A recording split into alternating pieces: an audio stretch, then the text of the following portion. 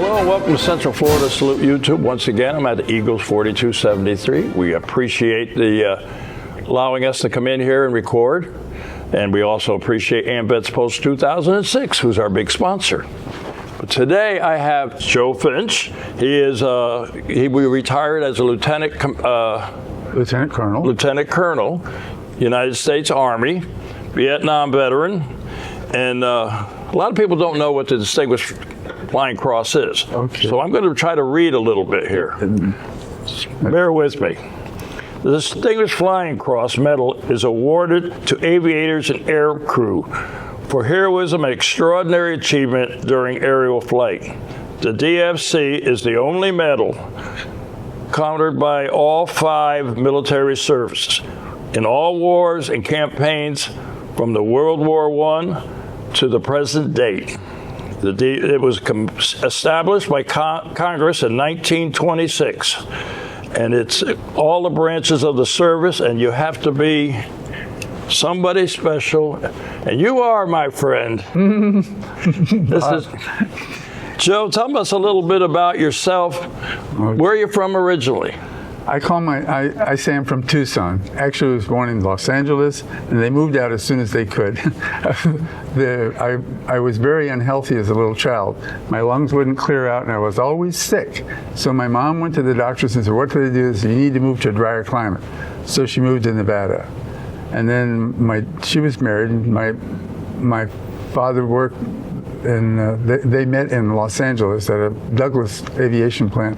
They were putting together DC-3s back in World War II.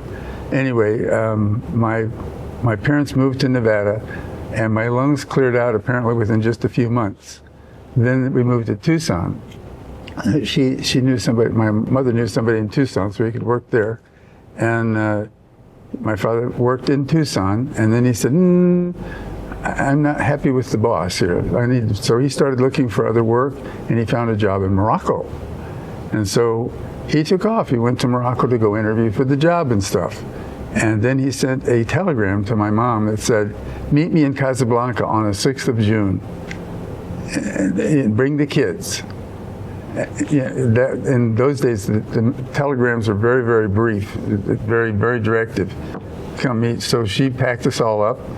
She had a baby in arms, my youngest brother, and then my sister and I were both walking. I was 7, my sister was 5. We went to Morocco. We got a boat. We first got on a train and then on a bus, and then from the bus we went to this hotel in Houston. And my mom walked in and said, my name is Julia Finch, you have reservations? And he said, oh, Julia Finch, yes, just a moment. There's a message for you. He gave her a message, and she looked at it and she said, oh no.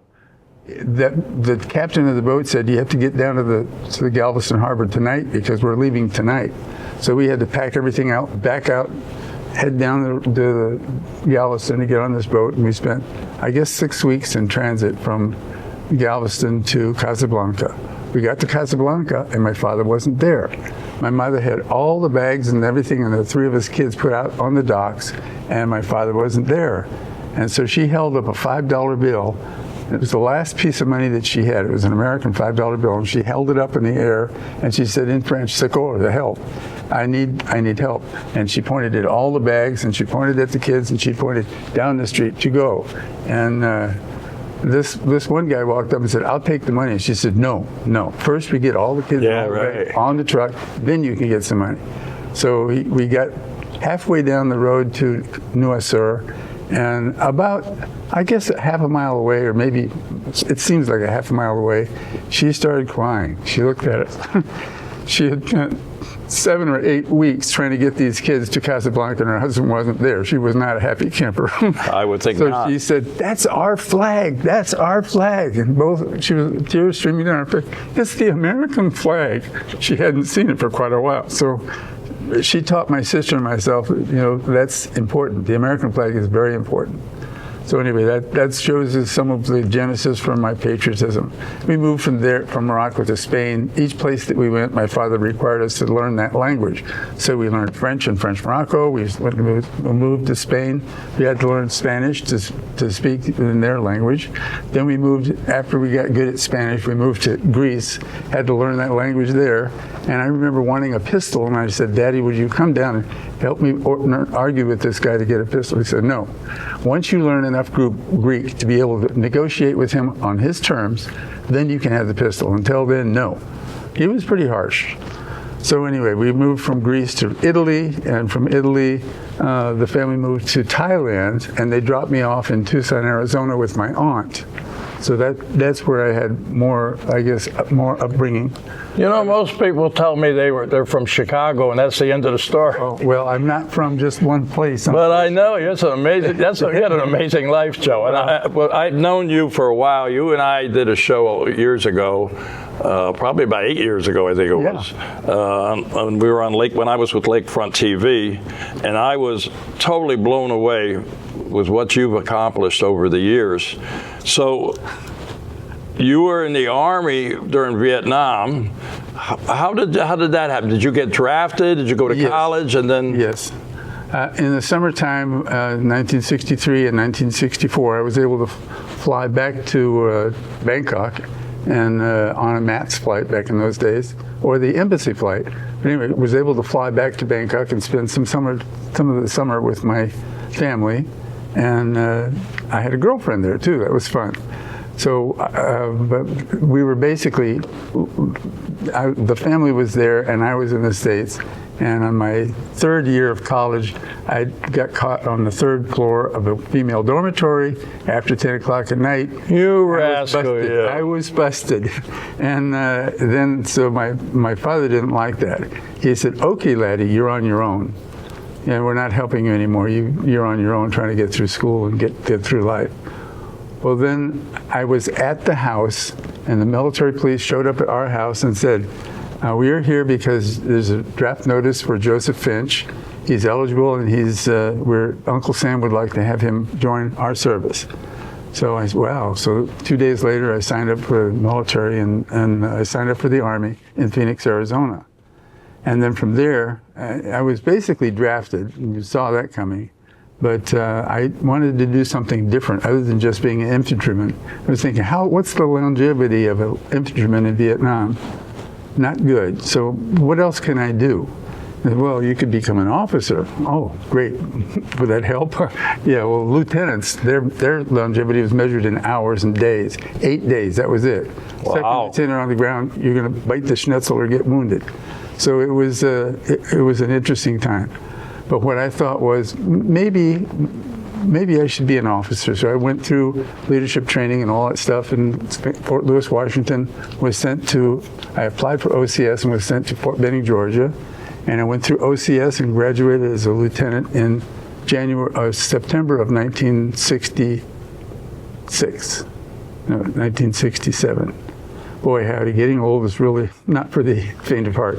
I know, believe me. So 67, so I was commissioned in 1967, and then I said, what else can I do? They told me that lieutenants don't last very long on the ground in Vietnam.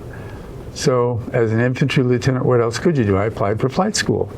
The 25th Infantry Division at that time was forming up aviation units, so helicopter pilots and stuff, putting all that stuff together. So there was an opening there that I didn't know about. God was in charge of this whole thing. I kind of just put my finger out once in a while and got smacked or not.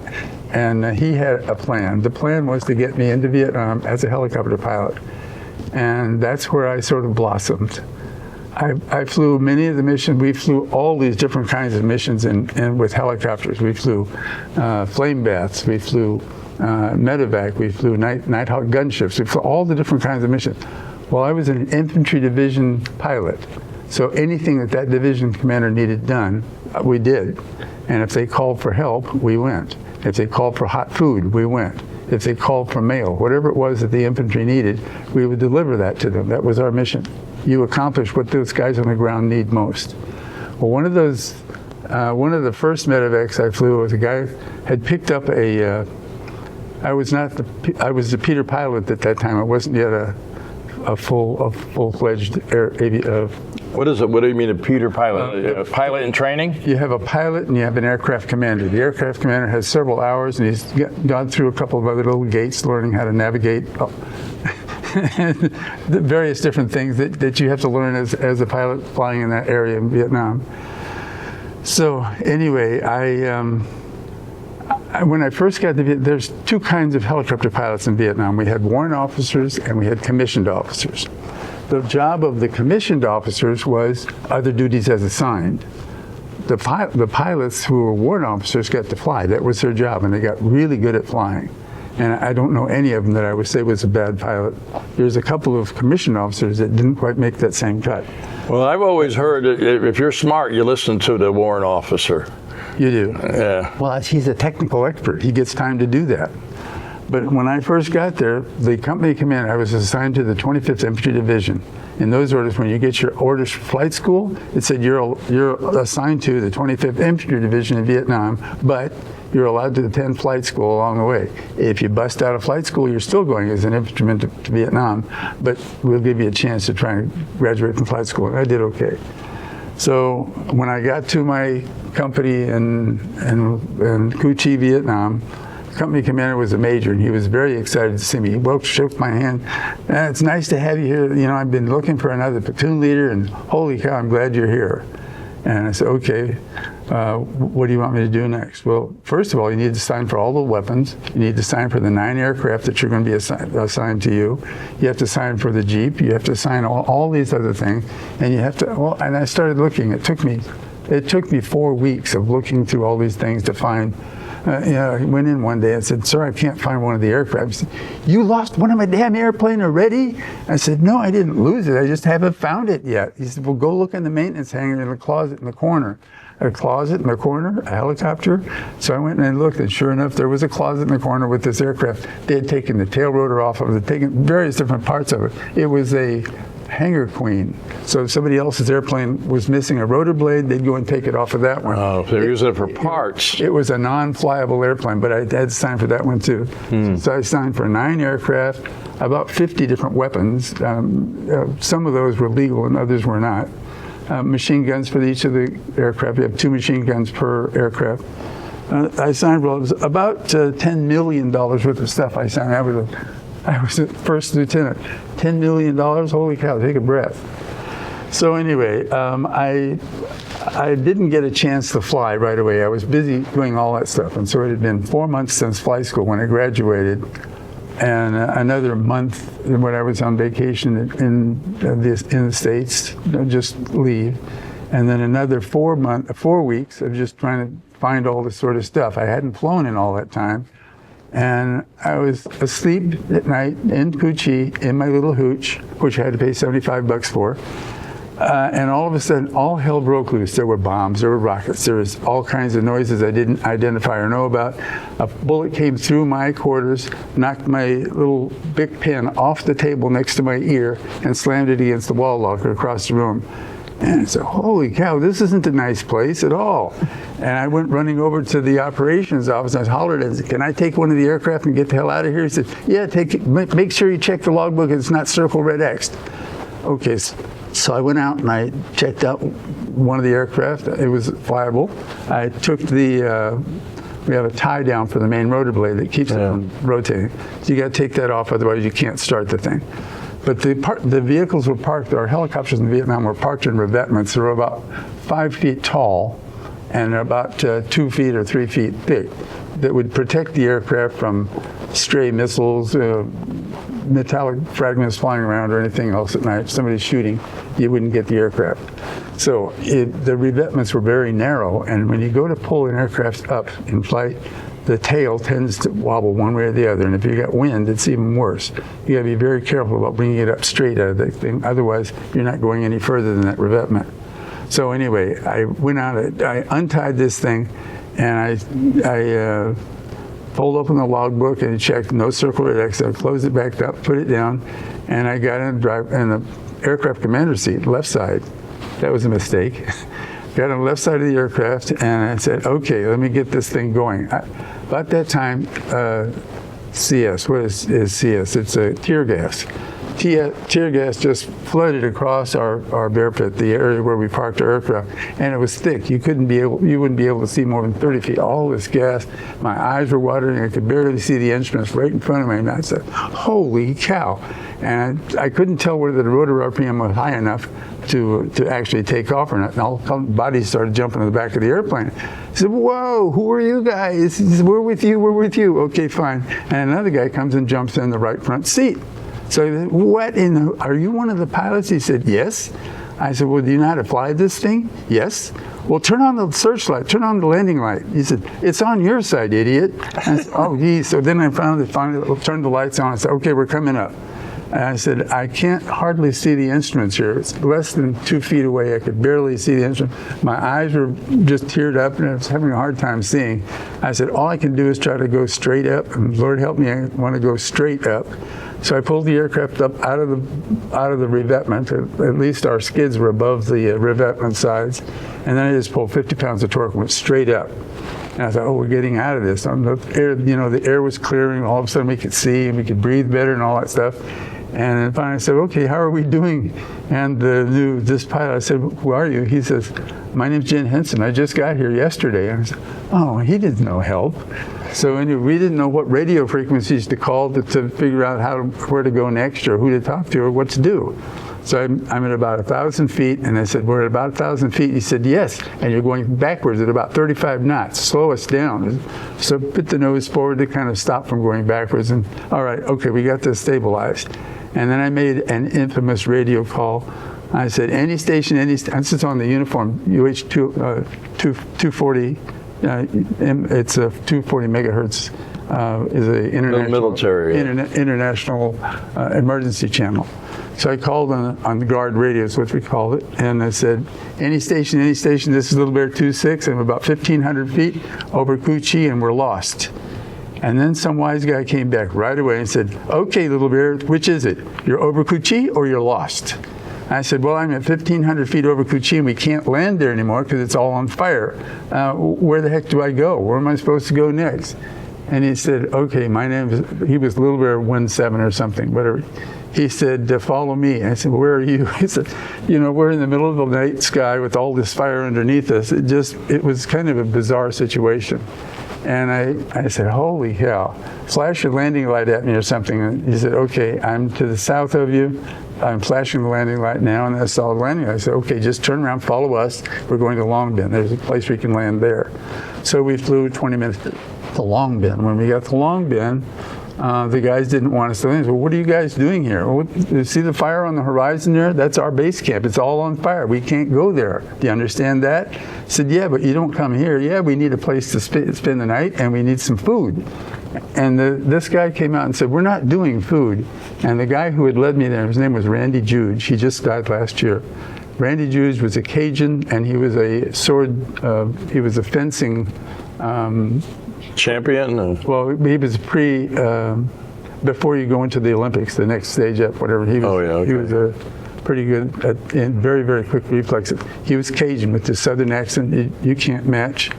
And he shows up with this knife this big. He's wearing a spaghetti strap t-shirt, his shorts, just like long underwear, and some Zoris, little flip-flops. That's all he was wearing.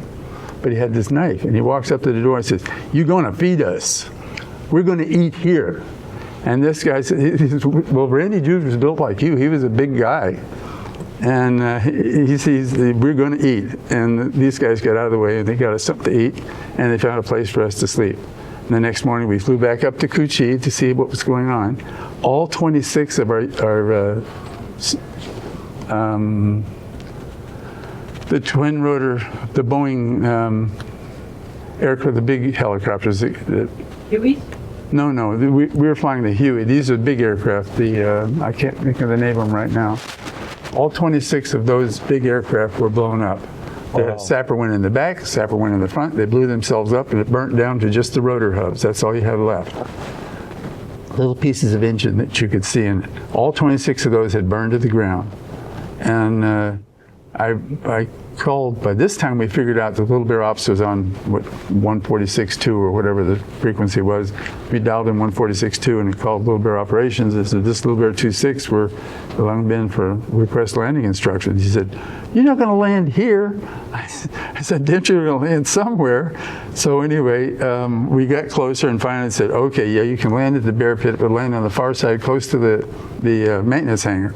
I said, okay, fine. So we covered it, and then the CEO came on the radio and said, 26, please report to Little Bear 6 as soon as you can.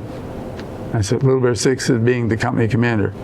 It's okay, fine. So I set the aircraft down and went to see, what am I up to now? What kind of trouble am I in? And when I walked in, he said, you know, you did pretty good. You showed some initiative, you showed good judgment, and you showed fairly decent pilot skills getting that aircraft out of there.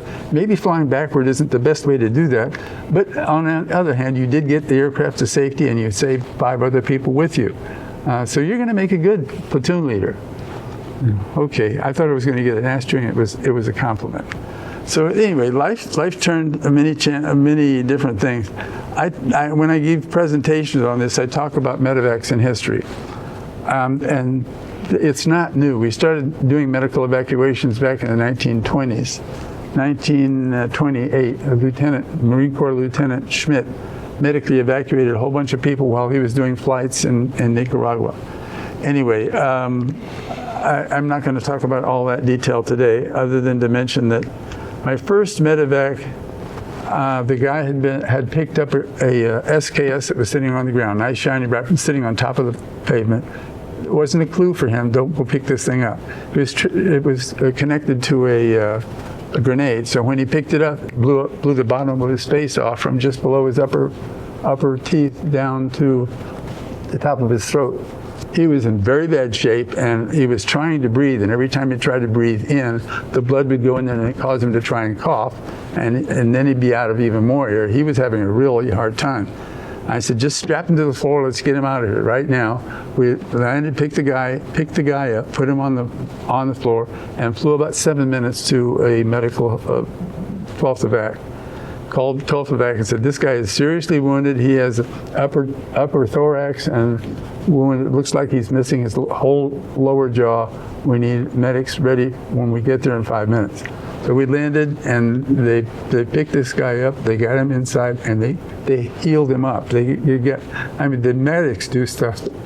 We talk about miracles, and these people perform those every day. I got to be honest with you, Joe. I've had several nurses on, who they're amazing, and I have one of them is a dear friend of mine. She was in Afghanistan, Lieutenant Commander Catherine Wilgus, and she took care of the ones just like you're talking about.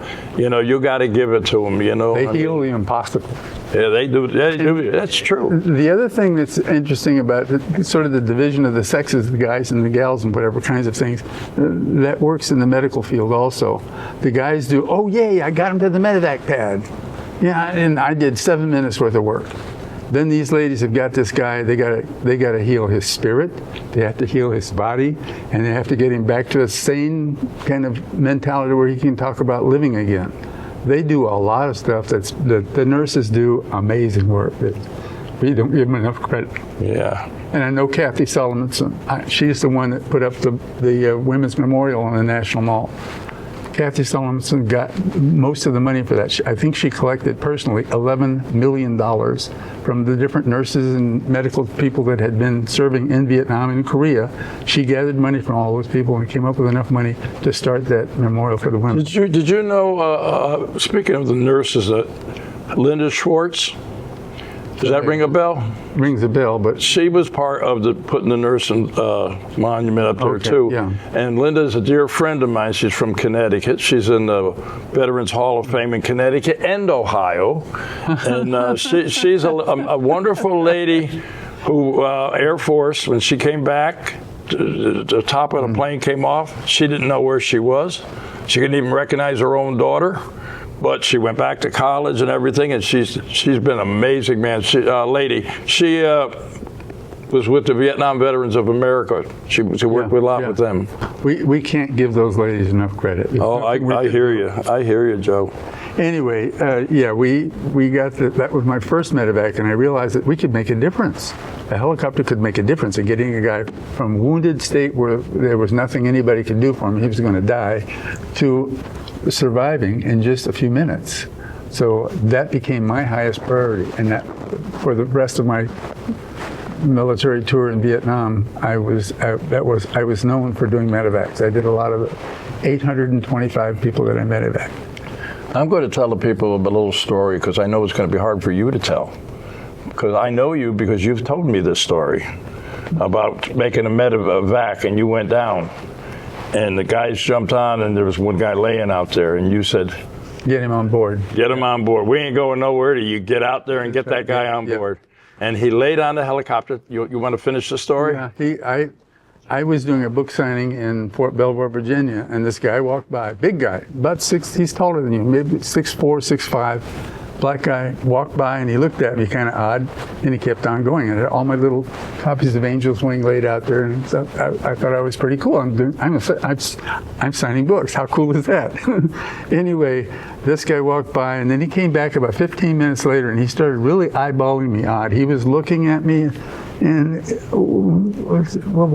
I said, "Wow, okay, this one's odd." So he left, and then he came back with a woman and a boy and a girl. And he said, "What was your call sign in Vietnam?" And I said, "Little Bear 26." He said, "You were the little bear. You were the one. You saved my life." I said, "Please refresh me. What was the wound?"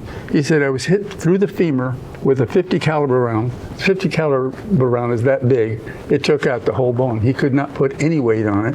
He was trying to get to the aircraft by taking one little tiny step, then putting his rifle pointy end into the mud, pushing that down, and trying to take another step." And I said, "No, get that guy on board." And they said, "We were under fire." I said, "I know we're under fire. Every time you take a hit, you feel it in the controls." I said, "No, we're under fire. Get that guy on board." And Marvin Epstein was the crew chief. I should use his name. Marvin Epstein, the little guy, had to get underneath this guy's arm, but he went out and finally got this guy on board, and we realized he couldn't sit because we don't sit on our butt, we sit on our legs. And he could not do that. The leg was just being pulled along behind him. It was still attached by some of the tendons and muscles to go between your knees and stuff. Mm-hmm. So anyway, he was dragging that leg along. I said, "Just bungee cord him to the floor and we'll go." So Marvin did a good job. He did that. He's bleeding bad. It's tourniquet. So he took a belt and tourniqueted the guy's leg and said, "Okay, let's go." The last thing I did before we took off is I looked back to make sure everybody was in place and the gunner and everybody were okay, and that this guy was on the ground. The 2 other wounded people were sitting on seats. They were okay.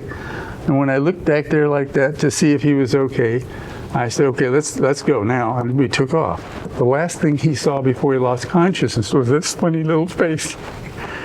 Then 20 years later, this guy shows up. He said, "I have a wife, I have a son, and I have a little girl because you took the extra 2 or 3 minutes to get me on board this aircraft. Thank you."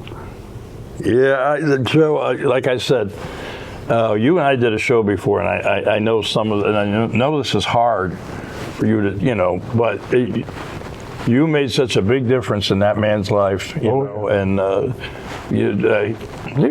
whether you like to admit it or not, you're a hero in my book, But you had some other times where you had difficulty with not being able to pick up somebody. I remember that.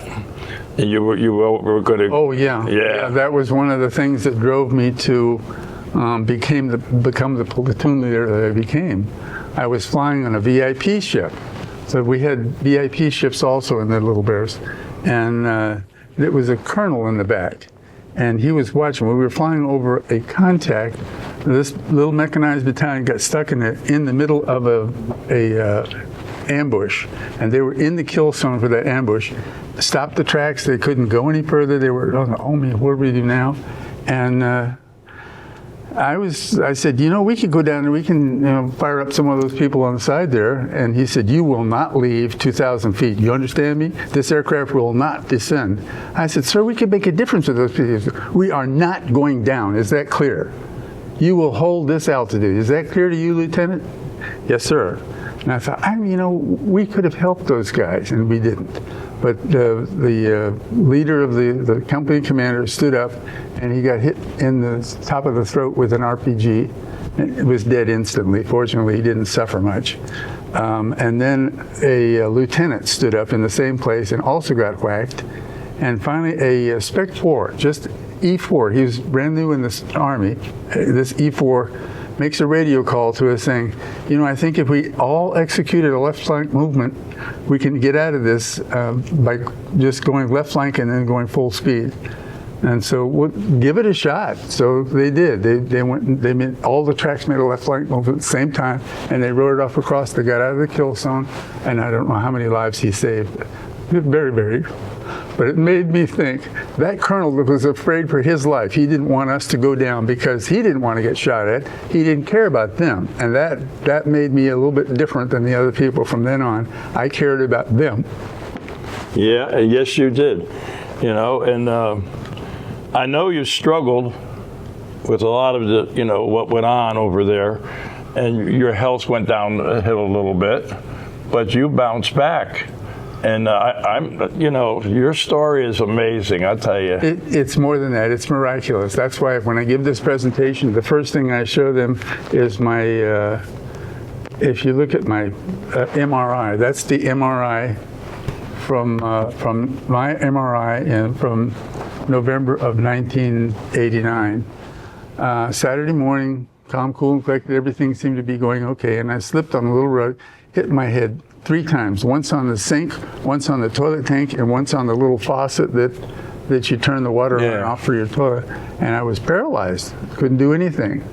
They got me off to a hospital, and they got saline solutions going, and they realized it was a stroke. My wife and my daughter pulled me into the living room, and Monica was thinking I was going to recover from whatever this was. And she was trying to tend to me, and I was apparently pointing at my mouth. And so she gave me some water.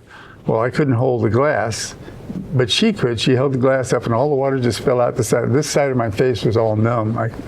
It wasn't frozen stiff. It was just numb. I couldn't use any of the muscles. So anyway, once she saw the water fall out of my mouth, she told Tanya to call our neighbor, Sue Honrath. And Sue Honrath came and said, you need to call 911 right now. So Tanya called 911, my wife and I got 911. The ambulance got there in just a couple of minutes and got us to a hospital, and I was rescued from that. But then in Walter Reed, they looked at they took the MRI and they said, there's more damage there than this understands. The doctors did not know how I had survived that. They said, this is not a survivable event. And I could not talk, I could not walk. My left side had constant choreatic movement. You've seen these people that have had a stroke, and they kind of walk like that. Jerking motion. Yeah, jerking motions, that's choreatic movement. And I had no short-term memory at all. If I had a conversation, I'd have the same conversation 5 minutes later and not know why they're giving me odd looks. I was confused. I didn't have a smile, and most of the people that know me know that I smile a lot. And I have because of all the miracles that God worked in my life. Holy cow. I couldn't smile. When I looked at my smile in the mirror, it was terrifying because this one side would go up and the other was just the other side was paralyzed. It was very scary. And then a friend, Mark Durrett, came to visit me at the hospital, Walter Reed, and he said, you were like a vegetable. You were just a stone person sitting there. You didn't respond at all to me. And so I left. Then he came back 6 weeks later, and I was able to talk a little bit. I was able to get across the room. And I said, well, wow. He said, well, something's going on. Did the doctors know did the doctors know how this happened? And he said, no. I said, no, they don't. He said, I do. I said, you do? He said, yes. God is not finished with you yet. And if I were you, I'd get right with the Lord right away. And he gave me Isaiah 40, verse 31 to kind of just study that and think about that for a while, Joe. Isaiah 40, verse 31 says, those who hope in the Lord shall renew their strength. They will soar on wings like eagles. They shall run and not grow weary, and they will walk and not grow faint. So you can be regenerate by just hoping that the Lord will help. Well, good grief, he did a lot of things. You know what, Joe? He was right. He was absolutely right. God was in charge. And yeah. So. And I'm so glad because I've known you for a long time. I had a hard time getting a hold of you. You're a hard guy to get a hold of, brother. But you're here, and you're highly decorated. I know that's a Vietnam service ribbon, a Vietnam campaign ribbon. Tell us about the clusters on that. I have 2 silver stars. So I have a silver star with a cluster on, oak leaf cluster. So 2 silver stars. Both of those were flying the same kind of missions that I was doing when I got a Distinguished Flying Cross. Rescuing people, resupplying people, and whatever. It's basically a half day of that. So the 2, they were at Nui Ba Din, which was a very famous, the Black Virgin Mountain. That was where I was flying at the time that I got those. The general, Tropic Lightning 6 was in the sky, and I was trying to climb up this hill to resupply these guys with water. They had been under fire for 6 or 7 hours. They were running out of water and supplies and bullets and everything. And I was trying to drop off supplies to them, and he came on the radio and said, Little Bear, that's a dangerous area to try and approach. We recommend against it. And I said, I don't know who you are, but I need you to get off the radio. I'm busy right now talking to guys on the ground. It turned out it was a 2-star. It was the 2-star general. I said, sorry. But when he gave me the award, he remembered that. I said, wow. I think you did a good job that day, Joe. But he recommended a silver star, so it ended up a silver star instead of a Distinguished Flying Cross. Same kind of mission, same kind of trying to help the people. And I did that to 826 people. I medically evacuated 826. That's a whole battalion. Wow, 800. That's a battalion's worth of people. Wow. Yeah, and that's amazing. As you make a medevac, and I talk about that in other things, when you're making a medevac, you're not in contact with Tan Son Nhut or one of the big airports. You're down below their radar. But we would do flight following with our company commander, the Little Bear Ops. And if you were going to do a medevac, you would call Little Bear Ops and say, Little Bear Ops, this is Little Bear 26. I got a request for medevac at X-ray Tango 34342. And I'd just go on off to it. They would say, Roger that, we were doing your flight following. So they would keep track of how long I was out of radio contact and stuff. I'd go do the medevac mission and then come back and say, okay, we medevac 2 people, 3 people, whatever it was, and we're back on mission. So anyway, that's how that works. In 2020, a newspaper reporter asked me, how did you rescue 800 people in 1969? I said, how did I rescue 800 people? She said, yeah, it was a big airplane, right? I said, no, they did not do that all at once. Those are 1 at a time, 2 at a time, 3 maybe sometime. In a morning I could get 5 or 15 or 25. The day I got my Distinguished Flying Cross, we rescued 15 people that day. What that doesn't say is when you go in a second time, the Vietnamese know where you're going to land, and they're aiming at the landing zone. They're not aiming at your airplane. So it was a very risky opportunity. You go in a second time, a third time, you're going to get shot. And it was a crew decision. We said, okay, this guy's been hit in the chest and he is not able to breathe. We need to medically evacuate him or he will die. If we go in, they're going to shoot at us and we could get hit. One of us might get wounded. But if we don't go in, he will definitely die. What do we choose? Okay, let's go, Diary. And we could go and pick him up. It was a interesting time. Yeah, listen, Joe. I don't know how long we've been out here, but there's also another part of you. I mean, what you did when you were in the Army, with the helicopters and all that, we could talk all day. But you also did something, and you got recognized by some comedian. Yeah. Well, tell us about that. After I got out of when I had this stroke, they couldn't fix me. They absolutely could not fix me, and the Army discharged me as 100% disabled. I couldn't stand at attention in formation. This left side was constantly moving and whatnot. So I went to a little church, and the little church is where I got most of the healing. The choir members accepted me the way I was and said, I said, well, why don't you come and sing with us in the choir? I said, first of all, I don't sing. Second, I can't read music. Third, I would feel terrible trying to stand up there. And they said, wait, we'll give you a choir robe, and that'll cover this movement. You can just put your hand in your pocket, and it won't be obvious. So I sang with a little choir, and things started happening very quickly. God performed some amazing miracles that I continued to just marvel at. I had no short-term memory. The short-term memory did not work at all. So what do you do to fix that? Walter Reed spent I was in the hospital 9 months. I was in Walter Reed for 9 months, and they tried, every expert on the block was trying their little techniques to try and get the short-term memory back. You know, open a page and then they close it. What was on that page? And I wouldn't know. I couldn't remember anything like that. Anyway, they said, well, we need help organizing church music. And I said, I can do that. I was a colonel in the Army. I could organize just about anything. What do you need? Well, we needed to take all this music and put it in alphabetical order and put it in boxes. I said, I could do that. Minus the fact I had no short-term memory. I didn't remember that part. But I went in and I started trying to put these pieces of paper together, the cantatas and the musicals. All these things were just on a big pile on the floor. And on the first try, I thought, wait a second, let's just start with the first word, Jesus. Well, all this stuff, Jesus is, Jesus was, Jesus has, Jesus does, Jesus loves, Jesus just. So I said, well, you can't use just the first word, you've got to do something else. So then I realized I had to use the first letter of the second word, and you have to figure out which one of those goes first, and I couldn't do that. All of a sudden, the inspiration from somewhere said, just sing that ABC song. A, B, C, D, E, F, G, H, I, J. Oh, the J comes before the K. Okay, and I would start organizing this music. I spent 3 days in total darkness in the basement of the church trying to organize, 3 days working on this. And then I was working on a fourth day, the Thursday morning. All the lights went out, the power went out for the whole building, and it was just pitch black. And I couldn't stand in the dark because it was one of the things I could not do, because I would be able to stand up based on the fact that I can see that things are, but if things are starting to slide sideways, then I know I'm moving. But if it was in the dark, I wouldn't know that I was moving. So all I could do was pray to get across the floor. Lord Jesus, help me get across the floor. It was literally further than where Doug is.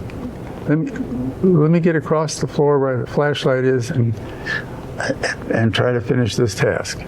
And you know what? I walked across that floor, whatever it was, 15 or 20 steps without falling down. And I got the flashlight out and I shined it on. I was not afraid of the dark ever since. It's just kind of a miracle. That was another little miracle. And this business of the age. I read a book about you. I don't know right about. No, I don't know about that. No, you know, the one thing I wanted you to talk about, but you didn't bring it here today, but you're going to send me you know what I'm talking about. Once the Lord got me to a position where I could work again and got me back in the workforce, I did work. I worked in some classified areas that I still can't talk about, and I did some very interesting things. None of it required short-term memory, but I did some really, they prefer you forget what you just saw kind of thing. So anyway, I worked in that environment, and then one of the things, I went to a hospital appointment at Walter Reed in 2002. This guy came into the main entry at Walter Reed, and everybody started clapping and cheering. I said, what the heck? Well, he was the first IED injury. He had blown up most of his bottom of his leg. He was the first IED injury. They were all saying, thank you for your service. Good on you. Come on in. You know, they were all cheering for this guy. And so I went on about my appointment, and in my waiting room, this guy rolls in a wheelchair. And I said, hi, man, what happened? And he said, well, I was walking along, and then all of a sudden, this big explosion happened, and we didn't know about IEDs back then. This explosion went off and took off my leg and did all kinds of other damage to me. It's mine, I can't kill it somehow. Anyway, trying to get back to where I was,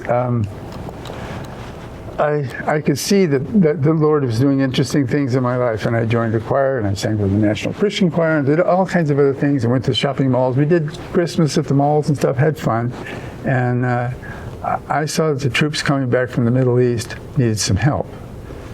Let me get back to where this guy was in the room with me, and he's missing a leg, and I said, what happened? And he started telling us all what happened to his leg, and he blew off most of the lower leg. I said, wow. Thank you for your service. You have really sacrificed for our country. Thank you very much. And then he got called off to his appointment, and all these people in the room, there were probably 15 of them, said, who the F you think you are? You can't just walk up to somebody and have to ask them how they got wounded or what they did. You can't do that. I said, why not? What do you mean? He said, you can't just talk to people like that. I said, he knows he's missing a leg. You know he's missing a leg. You're trying to hide the fact that that happened. Don't. He sacrificed on purpose because he cares about this country. It's an act of heroism that he committed, and you guys are putting me down for recognize it.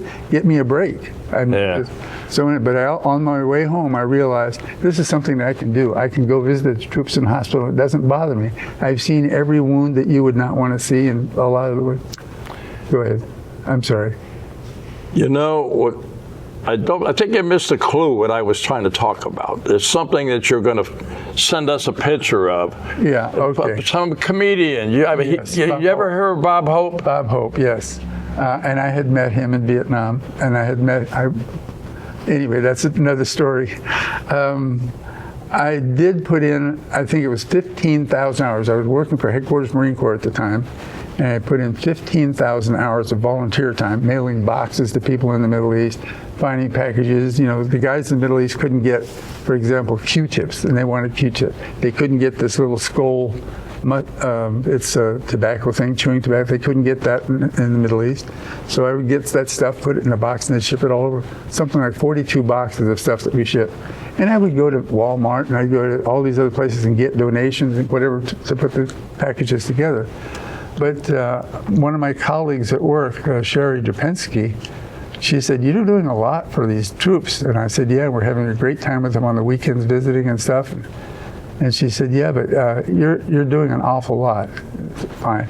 So she went to the colonel and explained to Colonel Moore that I was doing a lot of these volunteer kinds of things on the side in addition to working full time. And she and the colonel the total number of hours that I put in as a volunteer was 15,000 hours of volunteer time. And so for that I was given the DoD 2009 Spirit of Hope Award, and it was presented by Linda Hope, his oldest daughter. You didn't mention this, but the flood in Thailand. Oh yeah, that was back to 1970. That was way back then. They put out an emergency call because the whole city got wiped out. Hua Hin was just washed out to sea into the Gulf of Thailand. And all the little villagers were washed out there with their favorite pig or dog or horse or whatever they had. And they called for help, so I took 3 aircraft and crews. We went down there and we flew 24/7 for 3 days in a row. The only thing you could do is you could just say, I have to rest my eyes for a minute, and you could rest for just a few minutes and take off again. And you rest sitting up. It's like sleeping on an airplane. It's never really comfortable. But we rescued 2,000 villagers, and the King of Thailand came down and presented us with a Red Cross Medal of Appreciation from the King Bhumipol of Thailand. Well, that was pretty cool. But it didn't say much, and people looked at that medal and said, "That's such a tiny little ribbon. What's that for?" I said, "That's 2,000 people's lives. That's what that was about." And they said, "Well, it's a tiny award." He said, "It's not the size of the award that counts. It's what you did that counts." But anyway, yeah. You told me in a previous interview that you and I did years ago that you had to fly from one spot and they'd have fuel for you waiting at another spot. Yeah. Because you had to make multiple stops to get where you're going. To go pick up people. We were flying across Laos and Cambodia and into North Vietnam. And on one mission, we flew right up about 7 miles from the Chinese border. We were flying long distances for a helicopter. Doug knows all about that. They could refuel, we couldn't. What we had to do is pre-position gas, 55-gallon drums of gas. And that was tricky because the gas would grow this fungus in it. And then if you ingest the fungus, the nozzles of your fuel cell's not going to work. So anyway, we would fly 3 hours one direction and then turn around and fly back. We'd rescued people, basically prisoners of war. But anyway, we would rescue people and bring them back to Thailand where it was safe. But yeah, we did that kind of thing too. That was one of the other missions. You're an amazing man, my friend. Listen, I think we're going to start. Yeah, we're going to start to run out of time, but we want to talk about the book. Okay. The members of the Distinguished Flying Cross. How many members? And is there another chapter? Is it all in the villages or? No, they're the Distinguished Flying Cross Society is a national organization. They're based in San Diego, California, and we have the villages chapter here. There were 44 of us at one point, and we're all getting older. I mean, almost 80 here. I'm getting to be too old to be doing this sort of stuff. And the rest of the guys, we had Jack Hallett was one of those guys. Ken Taylor was one of those guys. And Ken is on my YouTube channel, and so is our good friend Barney Bernhardt. Barney Barnhart, yeah, one of my favorite people. Yeah, mine too. He always had a smile. Yeah. But anyway, this book is amazing. You got 40 guys in here. We tried. Each one has a different number of. This is the third. No, that's the third edition. That one, I think we had 27 guys in that book. But each chapter is a separate person's story. It's the story of why they joined whichever service it was, Army, Navy, Air Force, Marine Corps, Coast Guard, and what they did on active duty, and then what did they do with their life later on. Well, I want to know, if people want to get the book, they could go on Amazon, right? You can get them on Amazon, or you can ask any member of the Distinguished Flying Cross here, and we sell them. Yeah, well, I know that, but we're seen all over the country, man. Well, so, okay. We're big time here, Joe. The purpose of the book is to try and raise scholarship money we're trying to capture the stories of these people, yes, but we're selling those books for a $10 profit so that we can put together scholarships for local kids going to college. And we just gave out 2 really interesting scholarships. You didn't know this. The scholarships that we gave out last week, all 5 of our judges came up with the same score for these 2 kids, and then we found out they're twins, 1 boy and 1 girl, Emery and Emily. And when they showed up, I said, "Wait a minute, they're twins, you guys." And I think Jack already knew that they were twins. He had read someplace my sister in one of the things, so he figured that they were probably twins.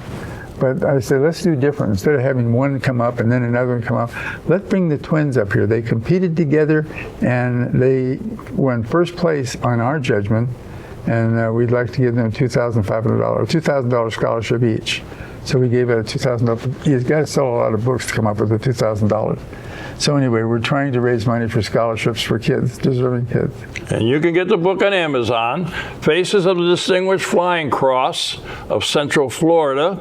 And there's your name right there, Joe. Yeah, and in their own words. In their own words. Guys would allow to word his chapter the way he wanted. Well, we got another book here too, though. This is your book. Yes. Your story, and it's called Angel's Wing.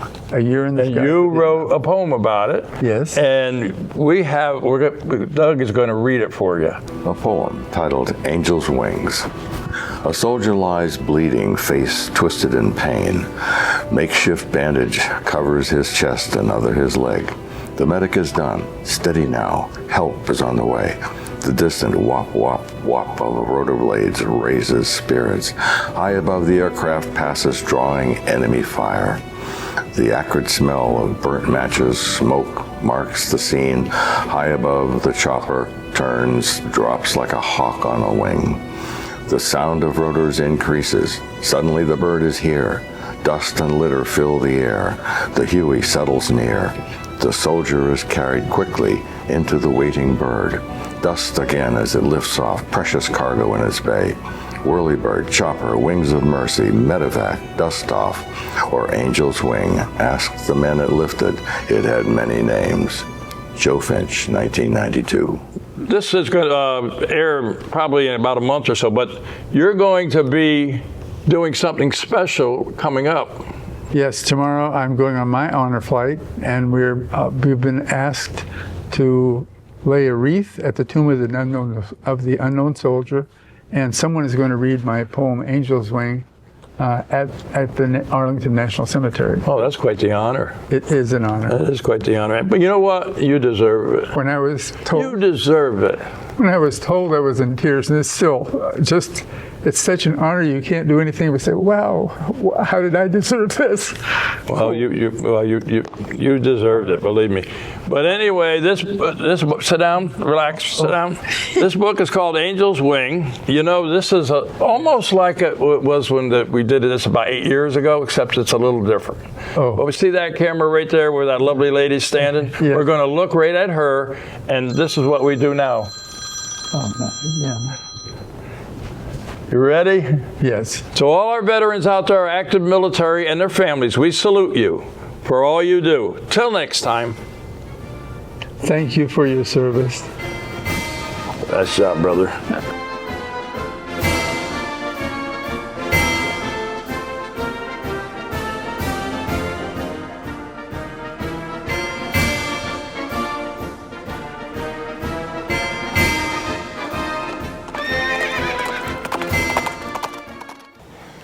Today I'm at AMVETS Post 2006, a major sponsor of Central Florida Salute.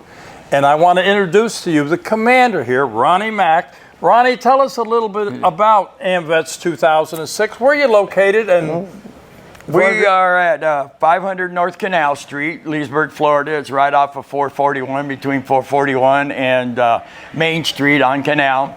Can't miss us. And we're a veterans organization, along with, we have an auxiliary, and we have sons of veterans that are related some form or another to a veteran. And we do a lot for a lot of charitable donations and stuff to charities in the area and in the county. And we're a major sponsor to Central Florida Salute. We're proud of it. We're glad to be. You guys do a heck of a job, and we'll sponsor you as long as I'm here. We're going to sponsor you. So. well, I'll tell you what, we do. Sue and I really appreciate it. We're a two-person operation. Yep. And what we try to do with education and supporting our veterans community, and you supporting us is major thing. It's major. We're glad to do it, Bob. We're glad to do it. And you have sons here. You have auxiliary here. You've got a website too if somebody wants to join. Yep, it's don't punch into www. It's amvets-2006.org, and it'll take you right to our website, Facebook page, and all that's there, and you'll be able to find that. The webmaster, he tries to get the calendar on there every month, anything pertinent. There's a lot of other links on there for veterans to find out where to get help for certain claims and stuff like that. Our webmaster's really into that stuff. That's the guy you ought to be interviewing right there. So, well, you know what, he's got Ronnie? a lot of stuff. You have a lot of clout. You tell him to talk to me, and we'll get him on the show. Okay? I can do that. I can All do right. that. But I just want to, on behalf of Sue and myself, we want to thank AMVETS 2006 because you guys are the major players behind us, and we appreciate it. But we just wish we could do more. We really do. Thank you. Thank you. You guys are awesome.